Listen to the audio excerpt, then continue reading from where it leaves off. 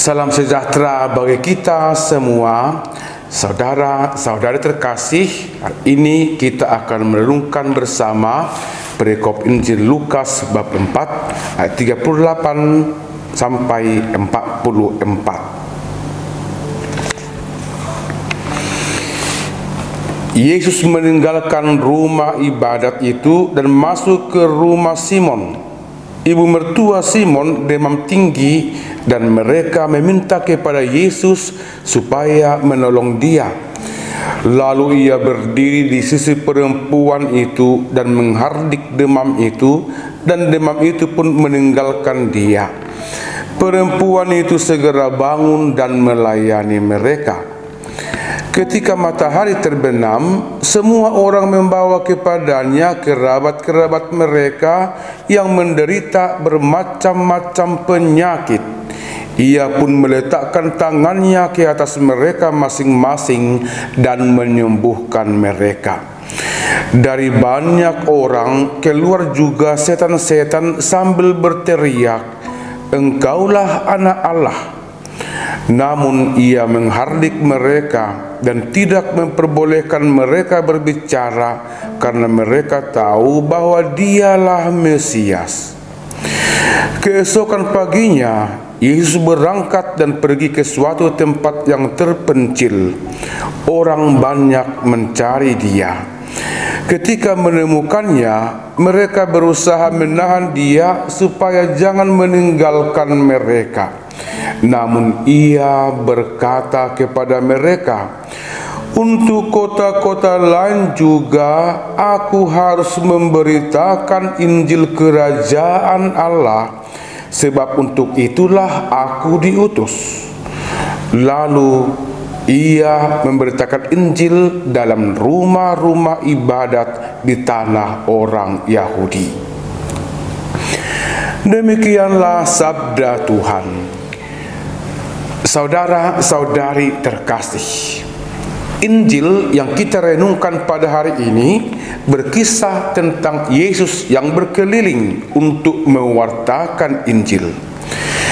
Bagi Yesus, pewartaan Injil itu harus tersebar luas ke seluruh daerah karena karya keselamatan harus sampai juga kepada semua orang. Karena itu, Yesus tidak mau berhenti di suatu tempat saja.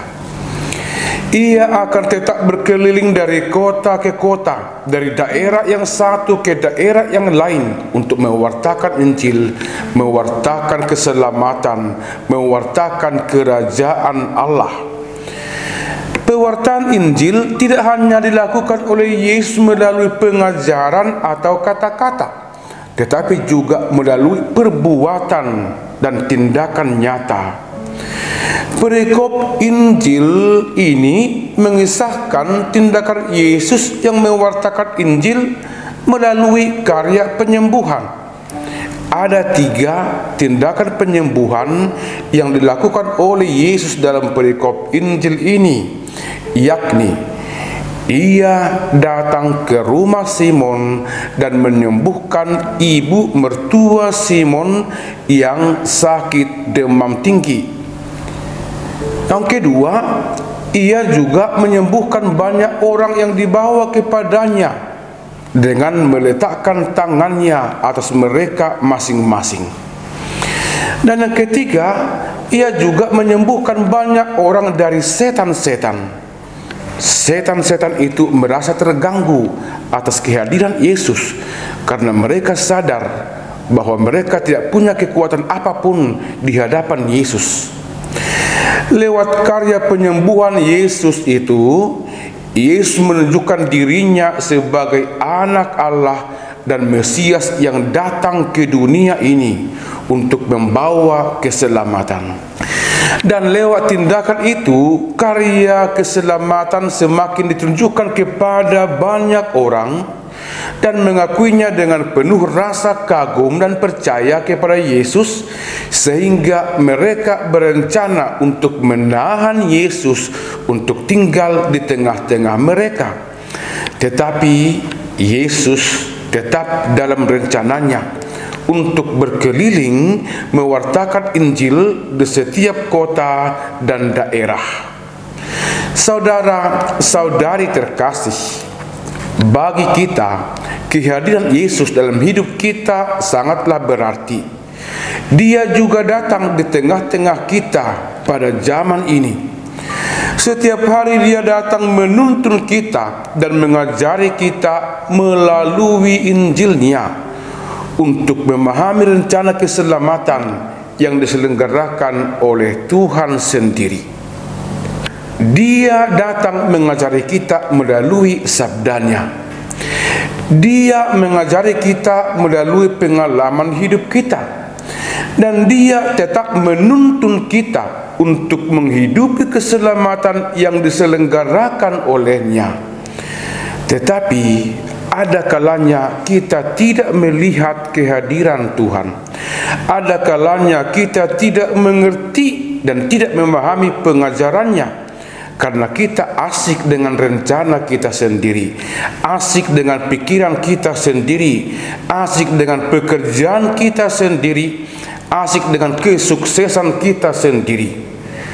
Untuk itu, saudara-saudari, kita kembali diajak untuk membuka hati, membuka pikiran, membuka diri akan kehadiran, sapaan, dan pengajaran Tuhan dalam hidup kita. Selain itu, kita juga diajak untuk menyadari bahwa Tuhan hadir untuk menyembuhkan dan menyelamatkan kita dari penyakit, dari kuasa setan yang berkuasa dan membelenggu kita. Setan berkuasa untuk menjauhkan diri kita dari rencana Tuhan. Kuasa setan itu dapat terwujud dalam perilaku kita yang dikuasai kemarahan, dendam, kejahatan, kemalasan, dan melakukan dosa-dosa. Dengan perilaku seperti itu, kita semakin menjauh dari Tuhan dan jatuh dalam kuasa si jahat. Karena itu, lewat Injil hari ini, kita juga disadarkan bahwa Tuhan selalu hadir dan akan membawa kita kepada keselamatan.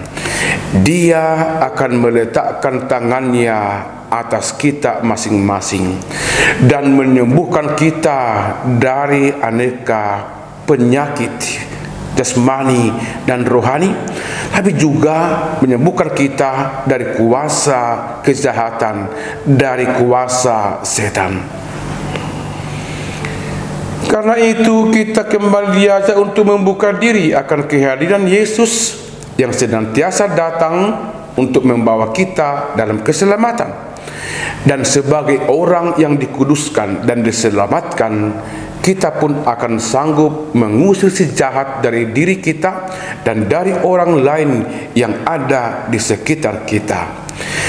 Keselamatan itu akan kita hadirkan pula melalui perkataan, sapaan, dan perbuatan serta tindakan kita sehari-hari. Dengan demikian, rencana keselamatan Tuhan akan semakin nyata berkuasa di dunia ini, dan Injil Tuhan akan semakin tersiar luas pula seturut rencana Tuhan. Dan masing-masing kita dipanggil pula untuk terlibat dalam karya pewartaan Injil dalam rencana Tuhan. Salam sejahtera, pace bene bagi kita semua.